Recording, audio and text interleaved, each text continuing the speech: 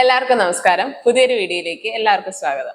1996 Thomas J Stanley എഴുതിയ the millionaire next door എന്ന പുസ്തകമാണ് ഇന്ന് നമ്മൾ പരിചയപ്പെടാൻ പോകുന്നത്. അമേരിക്കൻ കോടീശ്വരന്മാരെ കുറിച്ച് പഠിച്ച് ഗവേഷണം നടത്തിയതിന്റെ ഭാഗമായാണ് ഈ പുസ്തകം പുറത്തിറക്കിയത്. UAWS, PAWS അഥവാ അണ്ടർ അക്യുമുലേറ്റേഴ്സ് ഓഫ് വെൽത്തും പ്രൊഡീജിയസ് അക്യുമുലേറ്റേഴ്സ് ഓഫ് വെൽത്ത് എന്ന് വിളിക്കുന്നവരുടെ പെരുമാറ്റം താരതമ്യം ചെയ്തുകൊണ്ടാണ് ഈ പുസ്തകം എഴുതിയിരിക്കുന്നത്.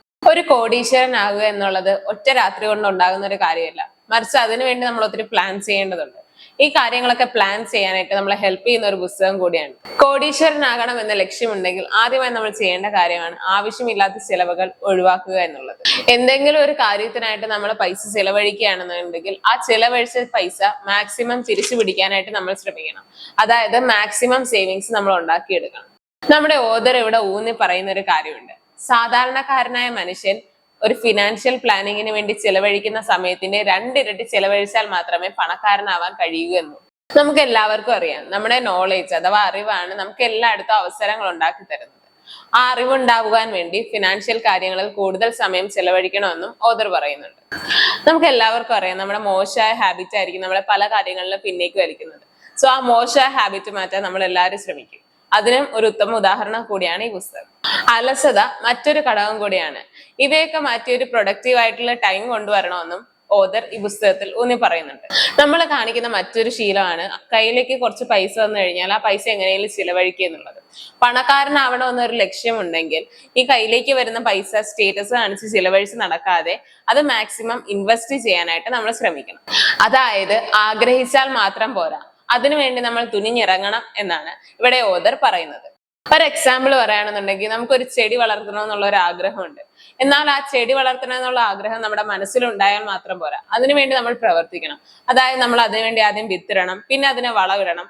എന്നാൽ മാത്രമേ നമ്മൾ ആഗ്രഹിച്ചതിലും നല്ലതുപോലെ ആ ചെടി വളരൂ. ഈ വളർന്നു വരുന്ന ചെടിയെ നമ്മുടെ ലൈഫായിട്ട് കണക്കാക്കുക. വളർന്നു വരുന്ന ചെടിയിൽ ഒത്തിരി കേടായ ഭാഗങ്ങളാണ്, നമ്മൾ അതൊക്കെ വെട്ടിക്കളയും. അതുപോലെ തന്നെയാണ് നമ്മുടെ ലൈഫിൽ ഉണ്ടാകുന്ന ആവശ്യമില്ലാത്ത ചിലവുകളും, അത് നമ്മൾ മാറ്റി നിർത്തണം. ഇവിടെ ഓഥർ പറയുന്ന മറ്റൊരു കാര്യമുണ്ട്. ഒരു പണക്കാരന് 7 മുതൽ 10 വഴികളിലൂടെ ഇൻകം ലഭിക്കും. ഒന്നില്ലാതായാൽ മറ്റൊരു മാർഗത്തിലൂടെ അയാൾക്ക് പണം ലഭിക്കും. അതുപോലെ തന്നെ ആയിരിക്കണം നമ്മളും നമ്മുടെ ഇൻകം സോഴ്സ് ഡെവലപ്പ് ചെയ്യാൻ ശ്രമിക്കണം എന്നാണ് ഓഥർ ഇവിടെ പറയുന്നത്. ഏതൊരു മില്യനെയറിനും അയാളുടെ ഫ്യൂച്ചറിനെ കുറിച്ചുള്ള പ്ലാനിങ്സ് ഉണ്ടായിരിക്കും. ഈ പ്ലാനിങ്സിൽ മാറ്റം വരാം. ഏതൊരു മനുഷ്യനും അയാളുടെ ലൈഫിൽ ഉണ്ടാകുന്ന കുറെ നെഗറ്റീവ് ടൈംസ് ഉണ്ടായിരിക്കും.